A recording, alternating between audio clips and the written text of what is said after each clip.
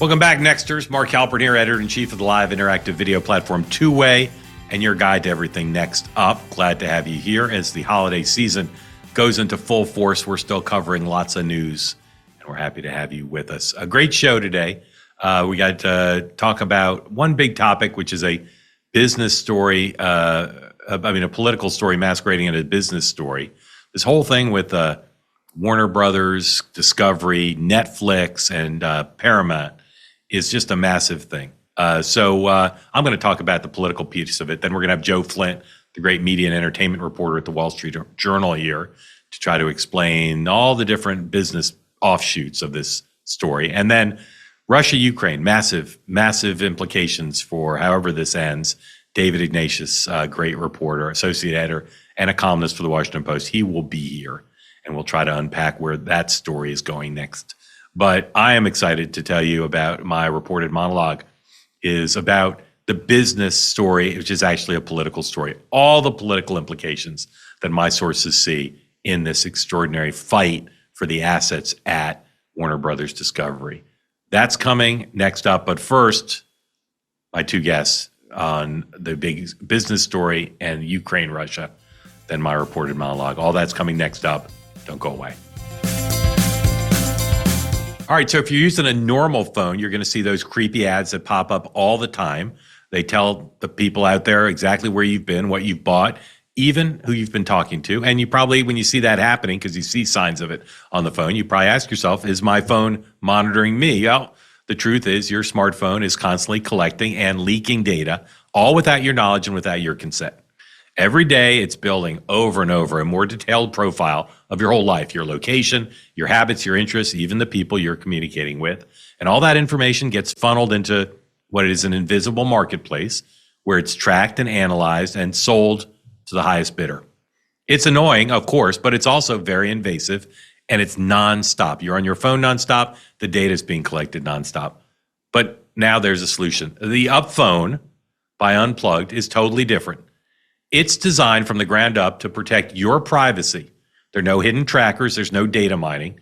Just a secure and streamlined smartphone experience that puts you back in control. I love it. When I use it, I feel empowered. I feel like I'm actually getting to do stuff without the trade-off of losing everything in my privacy. That's if you're texting, if you're browsing, whatever apps you're using. The Up Phone ensures that your personal information stays personal. It's the phone for people who are done being watched all the time. If you're ready to take back your digital privacy, this is what you need. Visit unplug.com/Mark. You'll get 25% off a phone case with the purchase of a phone. Learn more and order your Up Phone today.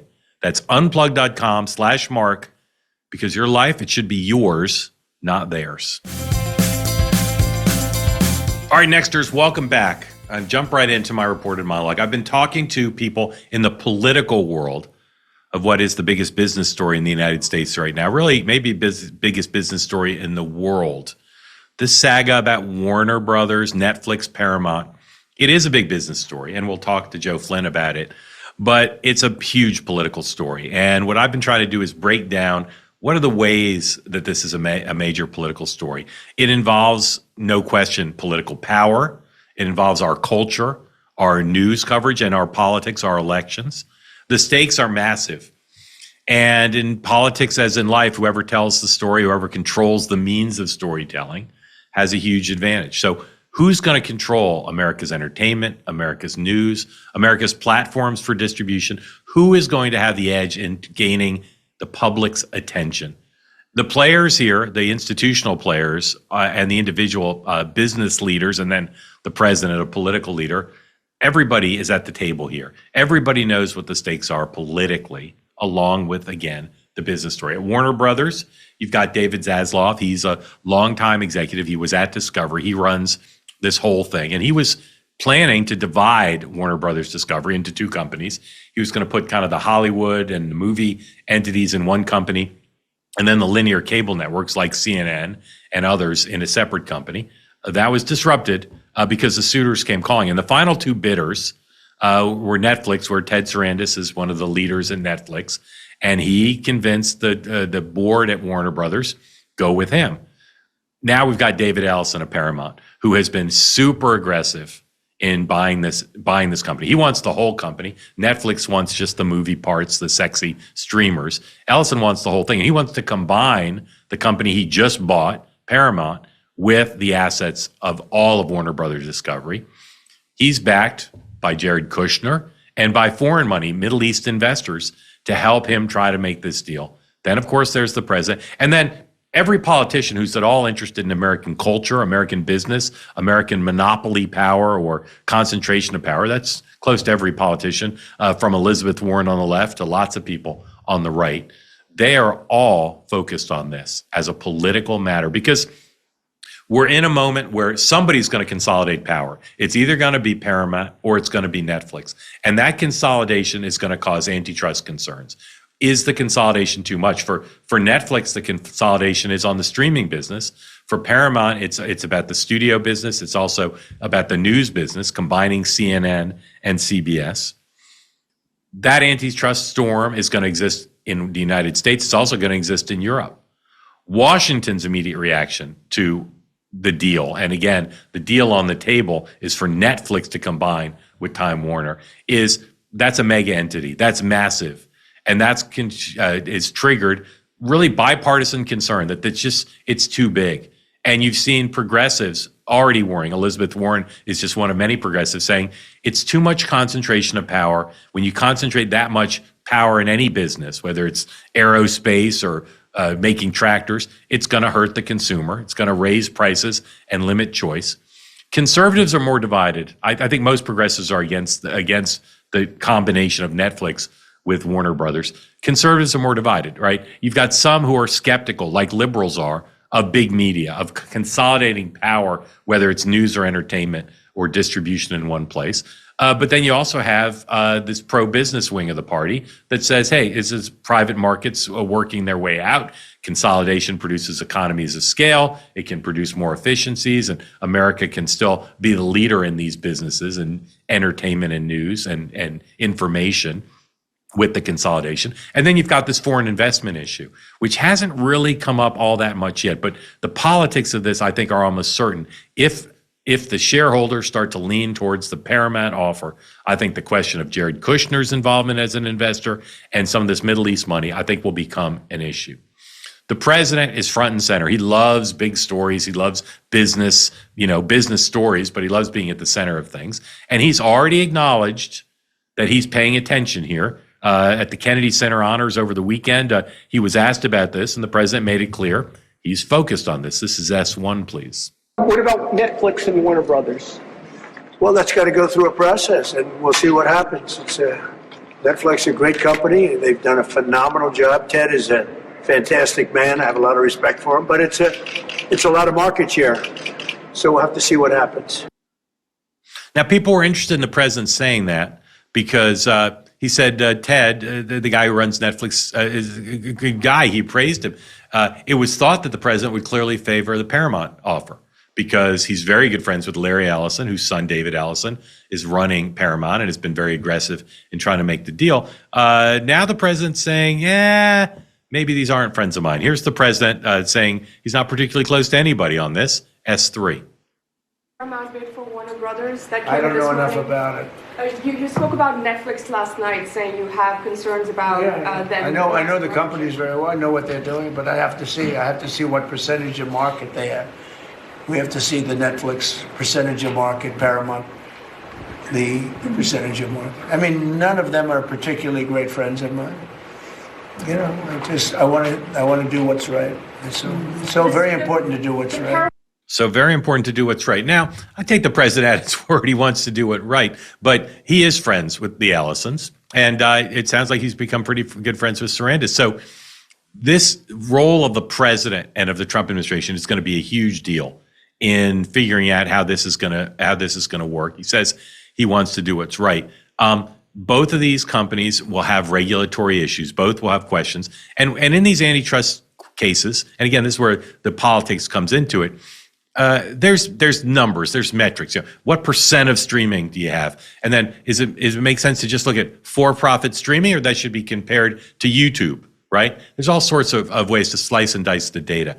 But then there's this more tactile sense. Then there's just more thing of like, which makes more sense, right? And then that's for the government. For the board of Warner Brothers and for the shareholders, the question is which offer is better, right? That's the political story that the shareholders have to worry about. But then they're going to influence the shareholders by making different arguments. What are the short-term risks? What are the long-term risks?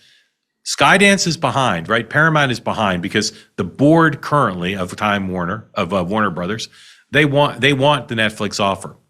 So what is Ellison trying to do? Ellison is trying to argue that there's all sorts of risks to letting Netflix get the thing, and these arguments are business arguments, but they've got political overtones, right? So one of the political overtones is, are movie theaters going to still exist? Now, the movie business, theatrical releases, going to the cinema, the bijou, is not the business it once was. Is it going to still even exist? What Ellison is arguing is the movie business will die for sure, because if Netflix buys Warner Brothers, they'll just put everything on streaming. Okay, so here's Ellison talking about the so-called death of the theatrical release. This is S4, please. And we think that is bad. Again, it's bad for the consumer. It's bad for the creative community. This deal, if it is allowed to move forward, will actually be the death of the theatrical movie business in Hollywood. We're sitting here today trying to save it. Understood. Now, that's a great political argument, right? There's a lot of populist appeal to the notion of not everybody wants to pay $10 or whatever it is, what plan they have for Netflix. There should be movie theaters. Here's another thing Ellison is arguing, that the government scrutiny of the deal on the table between Netflix and Warner needs to be really strict, needs to be really disciplined and thoughtful. Here's Ellison again on CNBC. This is S5, please. Why not just let the process run out and sit around and wait if you're really so confident that Netflix can't get any trust? So I think if you look at basically how long it'll take them to go through antitrust and the $5.8 billion break fee. Reverse break fee. Yeah. But basically, if you think about that, if this takes 2 years, and I think, and you've seen reports on this, that this has basically been a defensive move by Netflix. And if they actually slow down our scale for the next 2 years, that's a win for them. That by nature is anti-competitive. Right. So one big piece of the political story is government scrutiny of whichever deal gets done. Now, we'll have a couple weeks now where we'll play out and we'll see whether the shareholders cause the Warner Brothers board and CEO to flip and say, well, no, the Ellison offer is better. But whichever deal gets done in the next couple weeks and is final, then we're going to see a long period of lawsuits and scrutiny from the Trump administration. And the suspicion is that if the scrutiny is on the Netflix deal, it may be very tough scrutiny because of the Ellison friendship with the president and because of Jared Kushner's involvement in the Ellison bid. It's going to be the Justice Department's going to scrutinize it, the FTC. There's been skepticism, and the president's already talked about this privately, according to many news organizations. Netflix is already really powerful and big. Should they really be allowed to do this? This question about scrutiny is going to go on for some time, and it could be that one side wins, and then the regulators say no, and then we'll see. That could be months, certainly be months, could be years down the road. Will the loser come back and say, "Well, we still want to buy the company"? We'll see. But that question of where's the president on this, which side wins, and then which side gets the scrutiny, and how does that go? That's massive. Okay, that's the first political angle. Is just how's the president and his government going to navigate once there's a final deal on the table? How's that going to be navigated? The second political point is about the culture wars. About, as I said at the top, who controls our media? Okay, someone is going to win this asset. Almost certainly, one of these two will win it. Could be over a long period of time. That's going to be a giant in the media world. If it's Netflix, they're just on the entertainment side. Okay, but that's a massive capacity because so much of our political conversation downstream from culture comes now from the streamers. You think about the shows you watch on Netflix or on Disney Plus or on Hulu. These are hugely cultural influential shows, and when they're ad supported, now that's where a lot of political messages are going. So that consolidated real estate is a massive political part here. The winner of this, they say they're in it for business, and to a large extent they are. But Ellison, for instance, has said he sees too much bias on the news side. He wants CNN and CBS combined, and he wants to make this into a product that appeals to the 70% of the country that isn't super partisan. That's a massive thing. That's on the news side. But even on the entertainment side, where you think, well, it's entertainment, conservatives look at the entertainment products out there, and their critique is too woke, too coastal, too elite. And so they're looking to Ellison, who's a coastal elite, but not woke, and saying, we want the storytelling not to be done by Netflix, whose leaders and history is liberal. The Obamas have a deal there that's very resonant for a lot of people on the right. They want to change. They want Ellison to win, to change the storytelling and the news to be more fair-minded, maybe more conservative. The Democrats think of this differently. They think of freedom for telling stories. They don't want a combination. The liberals who don't want Netflix there, they don't want there to be so much consolidation that you don't have freedom. You don't have great storytelling. And then the central question is not just what's out there, but what stories get made and what don't.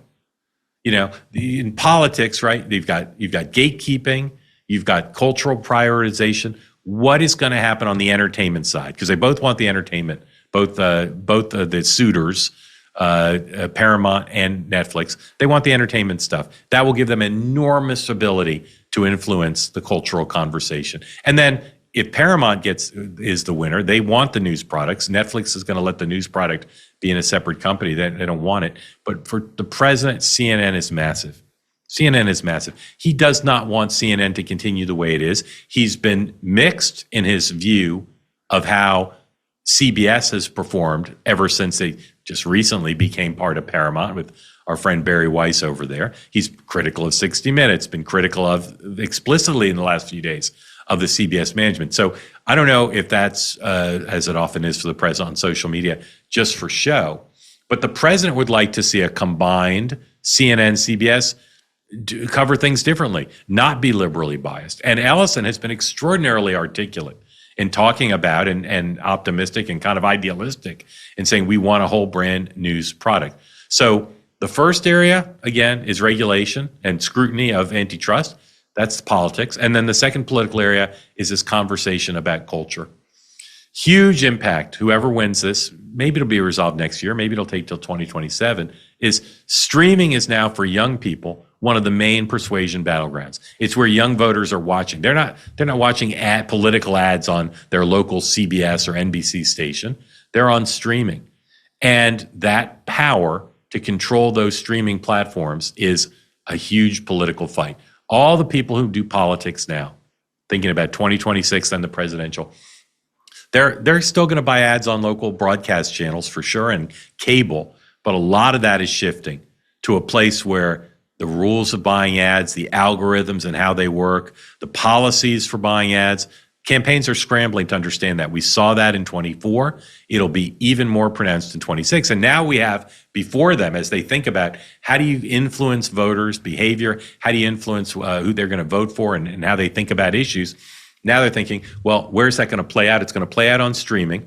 It'll be on social media too, but a big part of it will be streaming. And now the private decisions that are being made by places like Netflix, Paramount, and Warner, they're going to be made, have a huge impact on, again, what are the shows, who's watching them, how do you buy ads there, how do you maybe get messages within there, and then again, what's the culture? That's a massive shakeup in how people think about campaigns, where they're raising billions of dollars to spend on voter communication. Where are they going to spend it? They're going to spend it on these platforms. Who's going to control them? Past mergers of in the media were big. We've seen big ones. Somebody bought the Walt Disney Company. We've seen all sorts of political, media deals. This one is existential. Okay, everything now is content. Content is our culture, and our culture is upstream from politics. This fight is going to decide who tells the American story, right? Who's going to shape the national narrative, not just in terms of the content they create, but who controls the platforms? Because those platforms, in and of themselves, what sometimes people call pipes, those platforms are so central now to the brands people look to, the shows they look to, the personalities they look to. So, yeah, it's a big business story, no doubt. And we got to look at it as a business story in just a minute. And I cover it and watch it closely as a business story.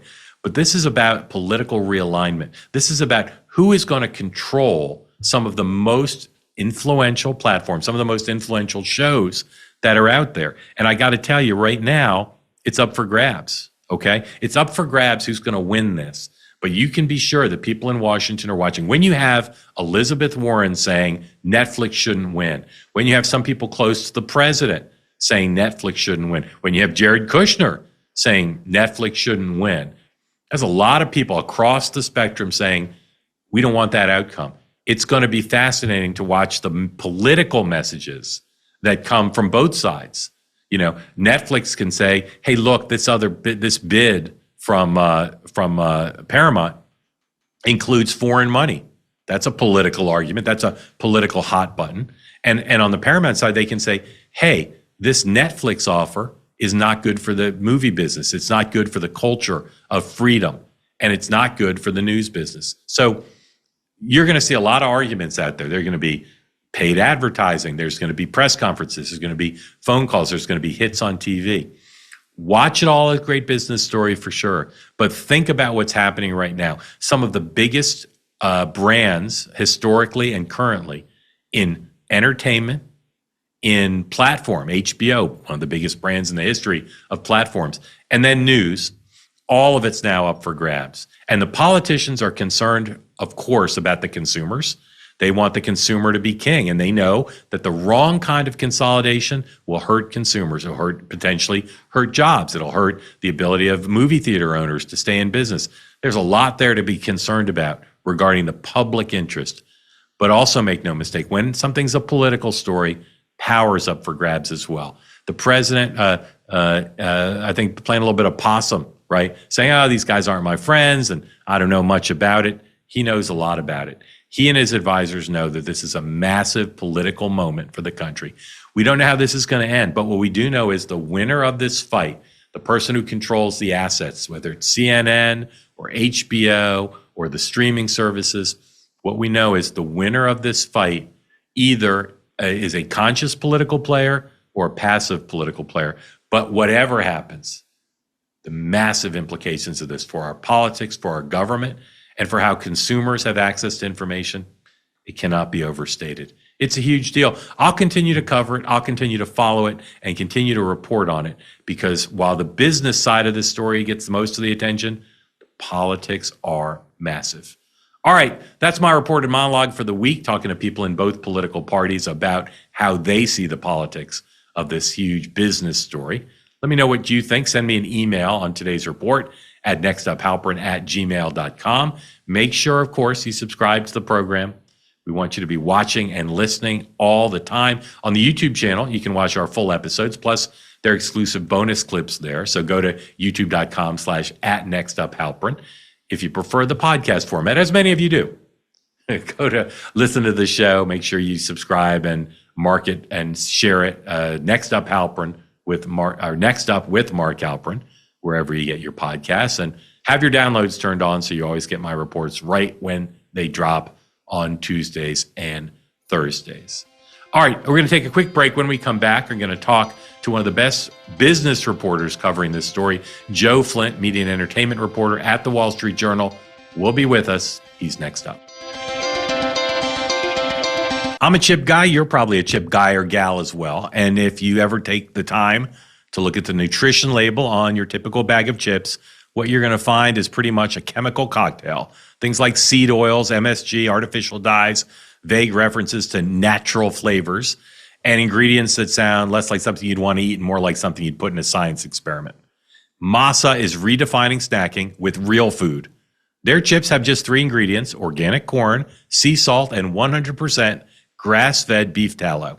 It's clean, simple, and best of all, maybe, tasty. Masa chips leave you satisfied and energized without the crash, the bloat, or the sluggishness of ordinary chips. No binging, no lingering hunger, just a snack that feels and tastes good. I love the lime. That's the one I've been eating lately, but I snacked on some churros last night. All the flavors are great. If you love masa, you'll also love their sister product, the Vandy Crisps. They make the most delicious, just 3-ingredient potato chips I've ever had. I like the original, but there's lots of flavors to choose from. They're all the same. 3 simple ingredients, great taste, and makes you feel a lot better than normal chips. If you're ready to give Masa or Vandy a try, do it now. Use the code MARK to get 25% off your first order, either at masachips.com or vandycrisps.com. Again, masachips.com or vandycrisps.com. Or you can simply click the link in the video description or scan the QR code to claim this delicious and wonderful offer. You don't want to order online? They're available now nationwide at your local Sprouts supermarket. You should stop by and pick up a couple bags before someone else snags them and eats them. All right, we talked about the political aspects of the story. Now let's talk about one of the great business stories we've seen in a while. Joining me now, next up, Joe Flint, media and entertainment reporter at the Wall Street Journal and part of a team at the Journal who's covered this so far, and I suspect will continue as well as anybody else. Joe, welcome. Thanks for having me. There's so many elements to this, even if you just boil it down to a business story. What happens next? We've got both 2 suitors for the same company. It's clear that Warner wants to make a deal with Netflix, and it's clear that Paramount isn't giving up. They still want to try to go to the shareholders. The board and the CEO at Warner have a preference. What happens next? How does Paramount try to break up the deal? Well, they try to encourage shareholders to accept their tender offer for Warner, which is about $30 per share, and see if they have enough success there to kind of coerce the Warner management to have to rethink this. Hostile bids are usually not successful, but it's not impossible either. And the next few weeks will be critical to Paramount's efforts. It seems to me there, as you said, you and your colleagues have laid out, it's hostile bids usually don't work. So they have a number of things going for them that are potentially helpful. One is, as I talked about earlier, there is a populist disdain for the notion that the combination of Netflix with Warner would produce a streaming behemoth that would have a huge market share in streaming and might kill movie theatrical releases. So that's one. Is that something shareholders might feel moved by? Well, I think that would depend on the individual shareholders. And it's interesting because obviously, whichever deal goes forward is going to face a lot of regulatory scrutiny. Much of it will center around what defines the streaming marketplace. But there are those who feel that the impact this will have on the theatrical business should also be considered. And Netflix has not really embraced the theatrical business. Their CEO, Ted Sarandos, will tell you now that it's not that he hates theatrical. He just wants the gap between when a movie's in theaters and when it's available on a streaming service such as Netflix to be a lot shorter. Obviously, though, there are grave concerns in the Hollywood community about Netflix. Netflix is a huge success story, and obviously consumers love it. They've built a massive business with global appeal. But for all their success and power in Hollywood, they are still viewed a little bit warily by the creative community, more so than the traditional studios. So there's a lot of concern, even though right now Netflix is saying all the right things. We'll honor the Warner Brothers theatrical movie deals. We're not against theatrical. So we'll see how all that plays out in Washington and with shareholders. Normally, when there's a antitrust possibility, when regulators, whether it's the FTC or the Justice Department, normally you think, well, first, what are the regulators or the prosecutors going to do? And then you say, well, what are the judges going to do? But in this case, we've got the president who's made it clear that he's going to be interested in this. And part of that may be ideological, but a lot of it is personality. And he obviously has a close relationship with the Ellisons. But in the last couple months, Sarandos, presumably in preparation for this possibility, has visited with the president, has clearly impressed the president, who's spoken favorably about him. What do we know about the president's favorability towards Netflix and towards their leader as compared to how he feels about the Ellisons? Well, funny enough, of course, the president yesterday said he doesn't really consider any of them either a friend. So it's very tough to predict. But to your But to your point, it's highly unusual, and that seems to be a phrase we use a lot with this administration. It's highly unusual for a president to be weighing in at all in a pending merger that will go before the DOJ or FTC. Presidents typically don't want to be seen as putting their thumbs on the scale. Obviously, the Ellisons have a close relationship with the president, particularly Larry Ellison, the Oracle co-founder, who's the father of David Ellison, who's running Paramount. But yes, Ted Sarandos has been to Mar-a-Lago, and in the last few weeks, been visiting the White House, and I believe Trump called him the next Louis B. Mayer the other day. Yeah. So they both certainly are trying to, I don't want to say work the ref, because maybe the president shouldn't be the ref on this, but they're certainly trying to get some goodwill going. Yeah, I mean, Trump's hard to read on stuff, a lot of things, but President Trump likes personal relationships, and he clearly feels more warmly towards a guy who is of liberal Hollywood, even though he's got a mixed relationship with Hollywood. He gave the Obamas a big deal, for instance, and that's not something that most Republicans like. One piece of this that I'm surprised has gotten relatively little attention is the fact that the hostile bid from Paramount includes foreign investment. And even though they say it's passive investment, they're not going to be running the company. That to me seems to be something that the Netflix people probably will start talking about. No, to say our money's American money, and the hostile bid has foreign money.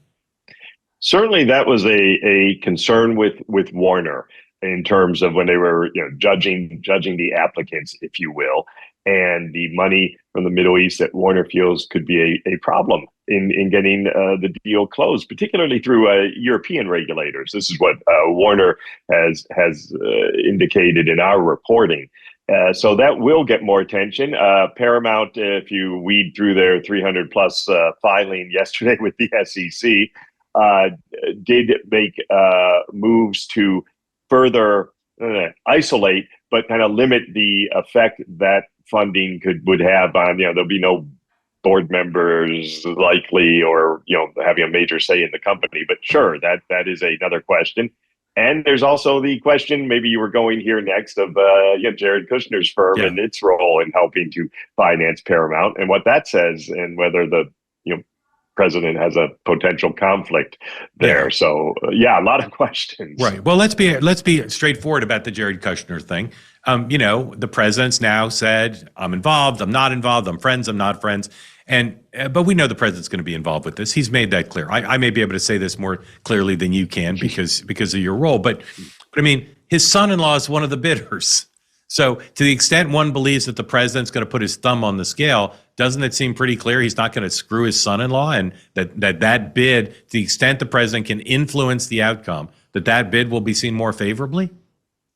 Well, as you said, you have a little more freedom to express those thoughts.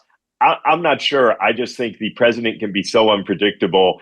Yeah. I don't know why, but when we were talking about this, the memory flashed in my head of when Warner acquired Ted Turner's empire, and Ted Turner's son asked him, what's going to happen to me, Pop? And Ted said, "You're toast." Yeah. So, I do wonder if the president feels strongly enough that Netflix is the better suitor. I don't know if that would have the impact that some might think it will. How do they How does Paramount communicate with the shareholders? They obviously, Ellison can go on TV. They can post stuff on this new website they have. But do they have do they have email addresses? Do they have, are they going to brief them? How do they try to sway the shareholders? Well, with most big companies, of course, there are individual shareholders, but a lion's share of the holdings are held by big institutional firms. So they will start going out to woo those firms. I'm sure they've already been working the phones. They might have been working the phones even before this began, although we were never able to nail that down enough to feel comfortable reporting it. But they will start working the phones with those big institutional shareholders, trying to sway them to their side of the argument that their bid is better financially, better from a regulatory standpoint. And Warner will likely now have to do the same. They're going to have to explain to their shareholders why they're taking a bid that on paper is a little less than what Paramount is offering. Right. And who are the big institutional shareholders? Well, there's a lot. I don't want to go through a list of names, but I mean, are there easily hundreds? findable. No, it's probably more like about a dozen or two. And do we know about their political proclivities, their connections to the Ellisons or to the Netflix management? Is there any belief there?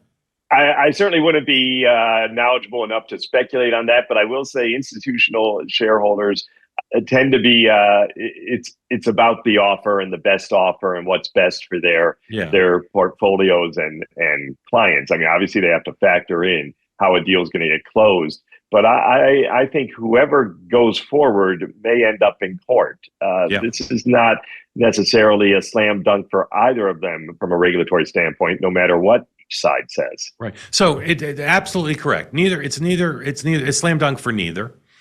And one side's got the president's son-in-law in the deal. So if you're looking for, if you're a state shareholder and you're looking for a consummation of the deal, and one deal breaks the company apart, the other keeps it together. One deal puts CNN under the management of someone who wants to change how news works. The other, it's unclear what would happen to CNN as a standalone company.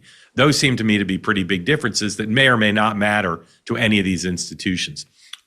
Let's talk about the four big players, because again, there's so many angles to this. Part of this is, one political titan, the president, and then three business titans, and their motivations here.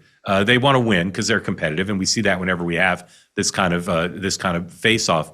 Ellison wants to buy the whole thing. He wants to combine CBS and NBC. He wants to leapfrog into the top tier of the streaming game. And he wants to continue to build this massive media empire in news and entertainment.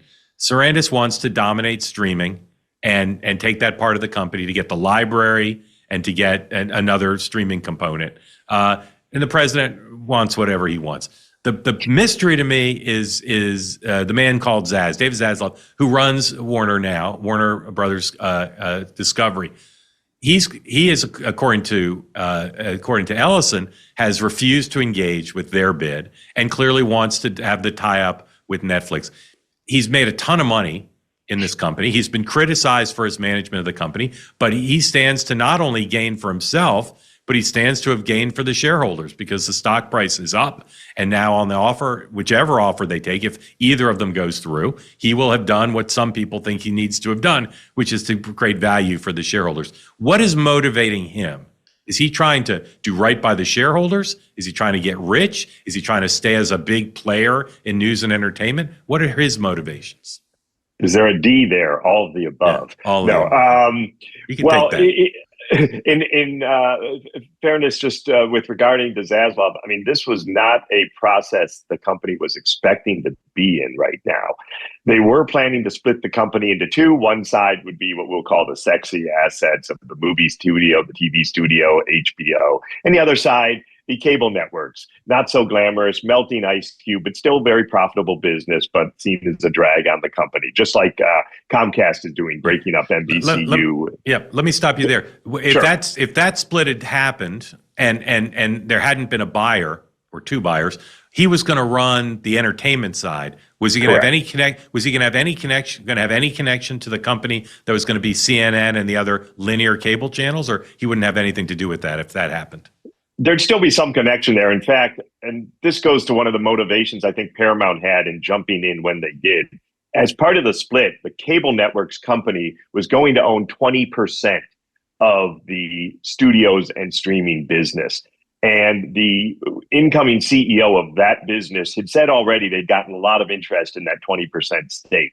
And I believe that Paramount, seeing that, wanted to make a play for the entire company, didn't want to wait 2 years the way Zaslav was anticipating, that in 2 years the split would be done and everyone would come in and want to buy the studios and streamer. They didn't want to deal with that and have someone else holding 20%, and just thought we can make a deal for the whole company and that'll be an easier sell to the board. Right. Ladies and gentlemen, if you're watching or listening, this is an incredible story, and Joe Flint's as good as anybody at explaining it. But I recognize this is complicated. It's got government regulation, it's got corporate rules, it's got the rules of takeovers, it has legal implications, and again, all the political stuff I talked about earlier. It's super complicated. I'm sorry if some of you might be having trouble following it, but we're talking about it in as simplified and as elegant a way as we can. But it is complicated. I accept that. I know that. But it's a great story. So you've got the reality of there's a timetable, December into January, of different deadlines for making offers, changing the offers. Both sides can, in theory, change things up. In the history of these things, and again, you talked about how rarely a hostile effort succeeds. Do we ever see the decision makers, the board and the CEO, in this case of Warner Brothers Discovery, do we ever see them flip? Do we ever see them say, yeah, we like with the previous people who were hostile, now we want to be with them? Or they'd only change if the shareholders insisted? I think they would definitely, sort of see which way the wind is blowing. Yeah. But as I said, it's not impossible. It's not unheard of. It has happened. It's just that, the odds can be a little long for Paramount, but clearly they believe these are assets they must have to go forward and be able to compete, which is why they're willing to do this and not quietly walk away. Yeah. David Ellison has been in and around Hollywood for a while, not in the news business, but in the entertainment business. Does he have a existing or existing friendly relationship with Zaslav? Do they like each other? Because if you look at just this week, Ellison is being very critical of the fact that Zaslav and the board have not engaged with him. But is that friends in a fight, or they don't really know each other? Well, I think they've gotten to know each other, and I'm not sure where they would be standing right now. I will say that the Warner folks, I don't think, look, no one likes 3 unsolicited bids for your company. It was pretty much Ellison's actions that kind of led Warner to have to put the company on the block, because they made these 3 bids. Then other people started asking too. And so the board decided, hey, we need to explore this. They also had a business dispute a few months back over South Park reruns, believe it or not, very popular on HBO Max, and they couldn't come to terms on a deal that Zaz thought was locked down. So there's been some tension in that relationship, certainly over the last few months. And again, Paramount makes South Park and sells it to the cable channel. They sell. Of course, it airs on Paramount's Comedy Central, but HBO Max, the Warner property, had the reruns, which do very well. Right. Okay. Right now, we've got 2 offers, and it's a little bit apples and oranges, because the Netflix offer is just for the part of the company, the studio and the streaming, and the premium channels, and the Paramount offers for the whole thing. Are we at the right valuation? Do people in the business say, well, they can raise their offers, but if they start to raise their offers here, they're going to be overpaying for the assets? Well, I think there's already some concern with the Netflix bid. If you look at how their stock is doing the last several days, the market is not sold on this. Their stock's gone down the last few days. So I think there's some concern on the Netflix side about the size of the deal. So let me stop you right there on that. I'm sorry, I'm just trying to walk people through it. So the market's saying, Netflix, we think your bid may be too high, that you may be either overpaying or trying to swallow an asset that's not going to be good for your business, right? That's the message. Would that impact the behavior of Netflix in terms of making a bigger offer? Would it impact the behavior of the board of Warner saying, well, this is not a good sign? Well, certainly, I imagine Netflix, they've been out trying to make the case as well. They held an analyst call when they had announced the deal. Yesterday, Ted Sarandos and Greg Peters, as co-CEOs, were both at an investor conference and praising the deal and explaining why it's important to them. So I think they're hoping that the market will start to come around. But Netflix has never done a big deal like this. That's the other concern. They've smartly, in my view, chosen to stay out of the consolidation game and built a very good empire without necessarily needing to do all these deals. Clearly, these assets are very good. The Warner assets, the library, HBO, they're top of the line. So certainly can understand their interest. But they're getting into a lot of businesses they haven't been in before, and it's debatable how much synergy there'll be. And by synergy, that's the polite way of saying in Hollywood, cutting costs and layoffs. Paramount, of course, operates in all the same businesses as Warner, which again would be a concern for regulators. Netflix doesn't do theatrical, as we've discussed, really. They don't make TV shows for other outlets. Warner Brothers makes a lot of TV shows for everyone. So there's different businesses that they're in here that I think are a concern. So let's talk about that, because there's a reason why they haven't done deals, right? They've been very successful doing what they do, sticking to their knitting of getting more people to sign up, and they've added different layers, ad supported, et cetera. It seems to me kind of a big risk here. They're buying things that they don't really know how to do, and I don't really get the upside. So do the analysts they have say these additional programs, both the library that they're purchasing and the capacity to produce new programs, are going to solve the problem they've had, which they've bumped up against the subscriber potentials? Like anybody who's going to get Netflix pretty much has it already. And they believe that this unlocks even greater of those monthly payments, which anybody who be in a business, you want to be in a business where you get monthly payments. It's the best businesses to be in because the recurring revenue just keeps coming in the door. But how does this, what's the theory of the case of Netflix to get out of what they've done, go to a big acquisition? They have the cash because they got a lot of cash. But why is this a good deal? What's the theory of why this is a good business deal for Netflix? Well, I think, as you said, the subscriber growth, which has been amazing, is starting to slow a little bit. They are very concerned, as all streamers are, with time spent on their platforms. And Netflix, actually, for all their popularity, they're 6 right now, according to Nielsen, in terms of in the U.S. of amount of time spent on their platforms.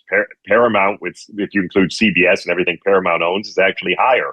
Yeah. So this is great content that they feel will help increase that. It will help internationally. Netflix is very popular all over the world, but they make a lot of local content. They don't necessarily have the type of content that can translates through borders that does well like Warner does. So that's another driving factor as well. But to your point, with it comes other businesses Netflix hasn't been in. They've said they'll embrace them, but we would expect them to say that right now as they're trying to get a deal through and ease concerns in Hollywood and Washington about job loss. Right. Let's talk about the CNN of it all.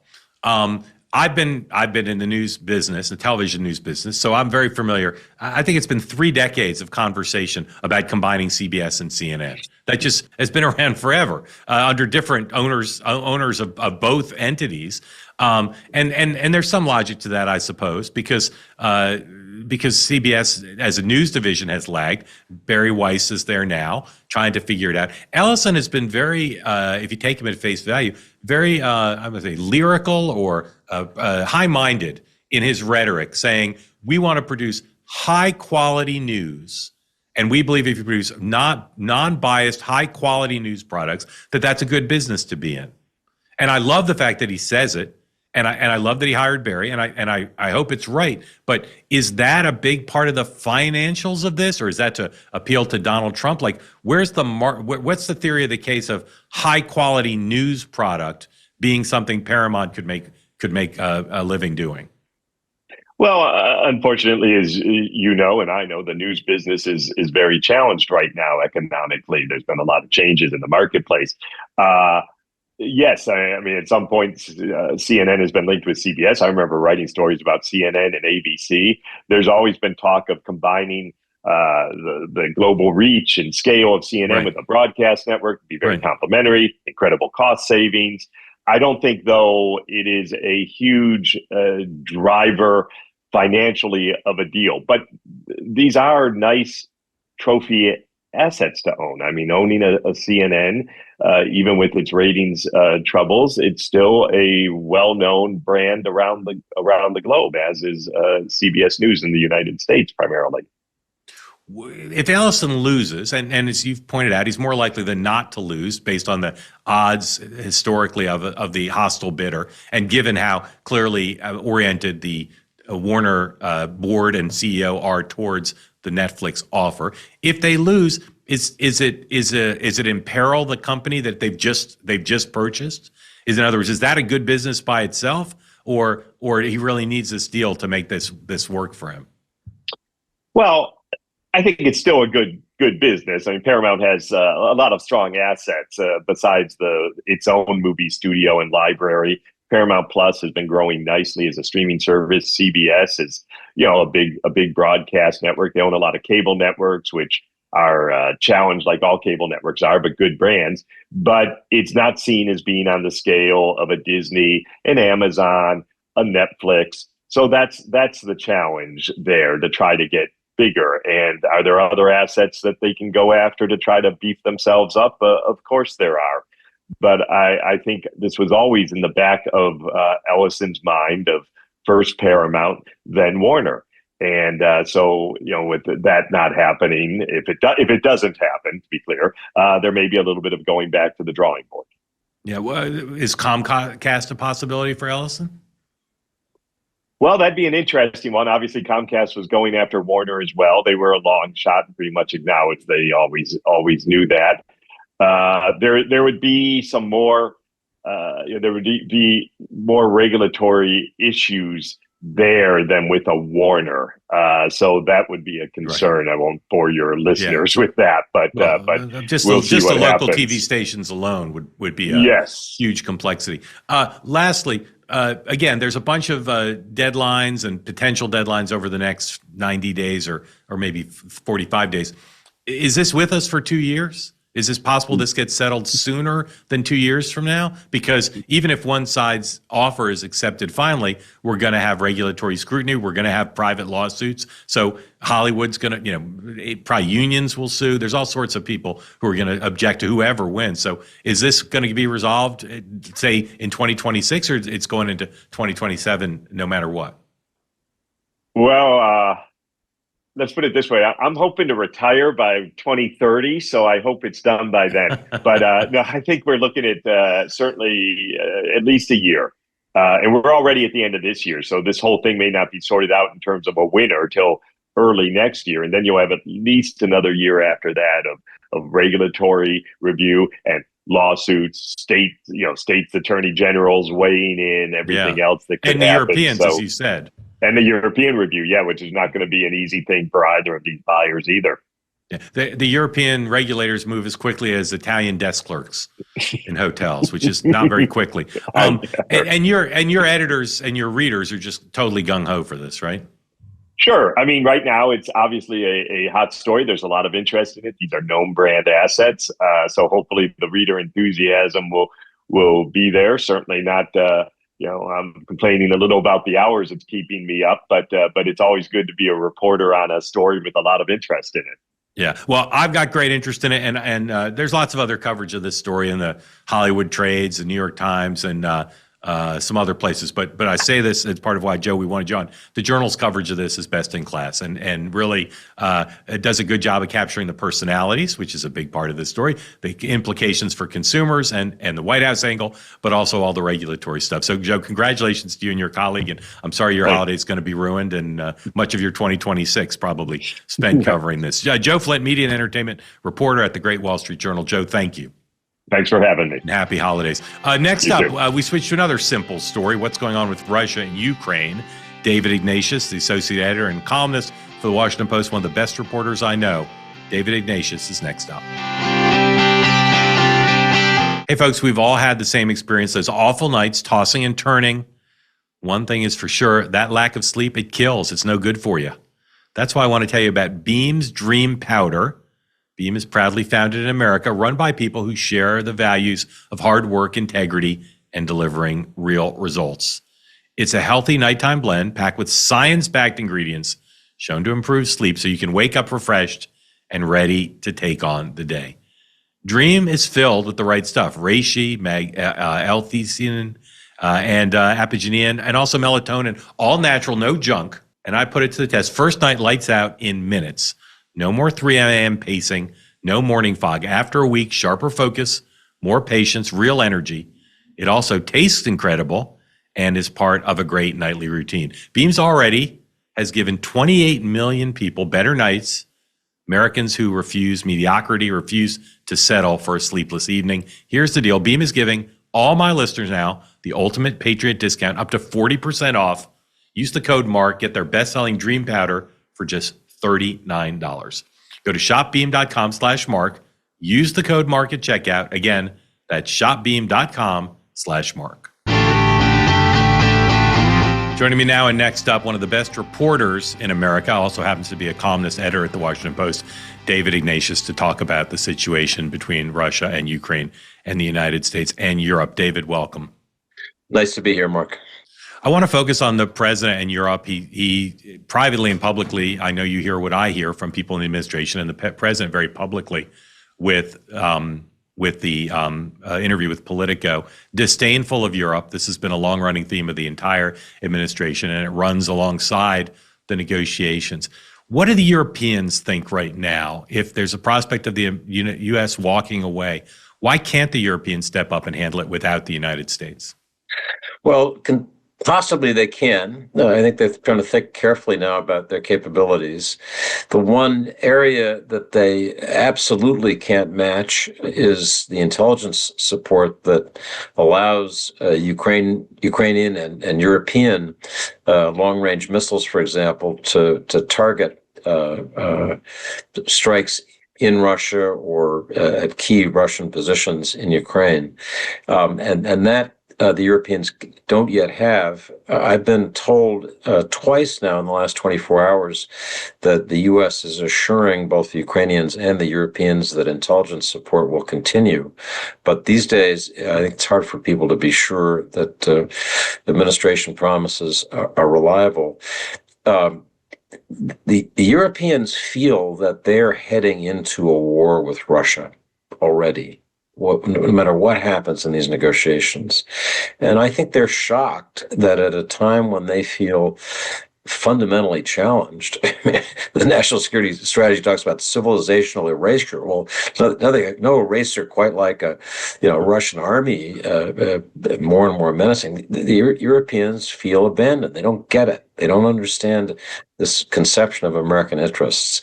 But to your basic question, are they trying to figure out how they would carry this fight by themselves? Yes, they are. When was the last time a British or French military personnel was shot at in hostile conflict? Oh, gosh. I mean, the French and British served with the United States in the long counterterrorism wars. They certainly fought in Afghanistan. I've embedded with British forces in Western Afghanistan, and they had quite a lot of combat there. Similarly, they fought with our Joint Special Operations Command against ISIS in Syria. They were in some of our most sensitive and secret bases, cooperating hand in hand. The French have been active in trying to deal with ISIS on the rise in Africa, which is a hard problem to get your arms around. But the French have tried and then basically have stepped back because they feel they need more support. But to your question, do these Europeans ever actually fight? That's a kind of trope among some Trump supporters. The answer is yes, they do, and they've fought in close collaboration with the U.S. under U.S. command when we asked them to. I actually meant it kind of in the opposite direction, which is, aren't they capable? If they want to go it alone, everyone agrees with you, the intelligence piece, they need U.S. support. But if the British and French, who've talked now for months about providing ground forces to deal with peace, if they decided that they wanted to show support for Ukraine by putting French and British forces on the ground to help in the war effort, is that something they'd be capable of doing, whether they'd have domestic support for it or not? Do they have the military capability to do that? They would have the military capability, from what I know, to put in limited forces, but in terms of staving off Russia's advance, that's going to continue to have to be the Ukrainian military. I mean, the Europeans could provide what the United States likes to provide in conflicts, which is command and control, enablers, as they're called, air support, intelligence, immediate overhead intelligence support. In terms of having a large army, and this is not going to be a war where you send in the tanks to roll back the Russians. It's a different era of warfare. The Europeans had the drones and other electronic systems, digital systems. That's what we need to ask. And I think the answer is probably they've been using the same contractors the U.S. has. It's not widely known, but the Palantir support for Ukraine is funded, I think, probably entirely by European money. But Palantir is a key contributor in this, I call it the algorithm war that's going on in Ukraine. As we sit here and talk on Tuesday morning, if Zelensky will not give up the kind of territorial concessions, make the kind of territorial concessions that the Witkoff-Putin plan calls for, doesn't that mean that this is not a solvable problem by negotiations, at least not anytime soon? It may mean that. I was surprised by the sort of absolute tone of Zelensky's statement that he won't give up any territory, because the discussion for many, many weeks has been about how you would organize a land swap deal that Zelensky could sell to the Ukrainian people. And there are all sorts of versions, a demilitarized area in Donetsk, which is the area now controlled by Ukraine. If the Ukrainians retreated from that, would it be demilitarized? Would the services there, the fire, civil services, even police, continue to be Ukrainian, even though it was nominally under Russian administration? Those are the kinds of details they've been talking about. And Zelensky moved to this very hard position, maybe as a attempt to get bargaining leverage with Trump. That doesn't tend to work very well. But I have to say, the last 24 hours, I've been confused by just where Ukraine wants to be at the end of this week. Yeah, I couldn't agree. Well said. It's always good to look forward, but I want to look back just a little bit, because we know almost nothing, at least that's been publicly reported or that anyone's been willing to tell me, about what the Witkoff-Kushner conversations were what resulted from their meeting in Moscow with Putin and his advisors. And then 3 days in South Florida with the Ukrainians and the U.S. people. We don't know very much about what came out of there. Do you have a sense of where the current deal is, how it compares to that famous 20-something point plan that was released? Where are we now on the big issues of Ukrainian security and territory in terms of the working document? So, Mark, I don't have a firm enough sense of that to be able to write it, and so I shouldn't blab it out on your wonderful show. But I can sketch what I think this conversation has been about. Mm-hmm. So I think the basic argument that Witkoff, Kushner, and Trump by extension have been making is the deal you can get today is better than the deal you'll get 6 months from now if you fight on, because the basic correlation of forces now, especially in Donetsk, is very unfavorable. So be smart. Let us help you get a better deal than you'll end up with less loss of life. And the Ukrainians understandably have resisted and wanted assurances. I think the central theme for Witkoff and Kushner is what's going to make Ukraine secure is integration into Europe, with European military support on the ground and in other ways, but more importantly, European investment, rapid accession of Ukraine into the EU, thinking with the Europeans about how that would work much faster than previous programs for this have allowed has been one of the things that they're talking about. I think there's an effort to organize significant U.S. investment involving some of the biggest financial firms in the U.S. in post-war Ukraine. I mean, Ukraine has a problem in that it really is a very corrupt country. The war has made it difficult to clean that out. Understandably, it's just a war economy just always has a degree of corruption. And so I think it is sensible to get more American investment, more true European integration. Just a final thought on this, Mark. I've felt from the beginning that this war really is about whether Ukraine can become part of Europe. That's how it started in 2014. Ukraine wanted to join the European Union. Yanukovych initially supported it. The Russians flipped out. And to this day, Vladimir Putin can't tolerate the idea of a European Ukraine. No, we're one people. You're of Russia. You're not European. And that's, the Ukrainians have now passed that. They feel deeply that they're European. Their anger to Russia is enormous. So if there could be a deal that allows them to be, in a way that's safe and secure, part of Europe, then I'll take that as a Ukrainian win. And some of these little details that Zelensky is haggling over seem less important to me than that issue that I know Witkoff and Kushner are trying to focus on. How quickly could that happen? How quickly could life in Ukraine, of what remains of Ukraine, be normal enough, even as they cede land to Russia, to have commerce, to rebuild schools and businesses, to have the Europeans there in a peace setting? Is that something that could happen within months, or is the rebuilding and the threat of the Russians going to be something that puts that off for a very long time?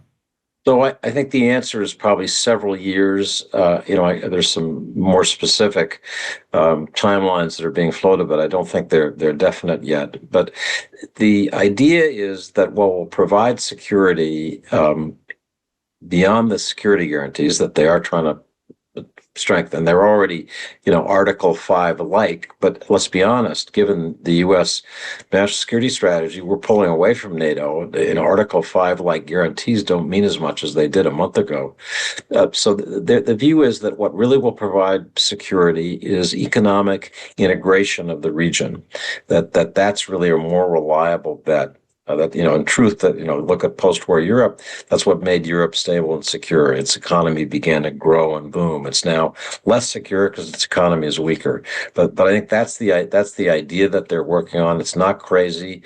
The problem is that both the Europeans and the Ukrainians feel deeply insecure about, just a hostile, unyielding Russia. And unless Trump and company address that, this isn't going to work.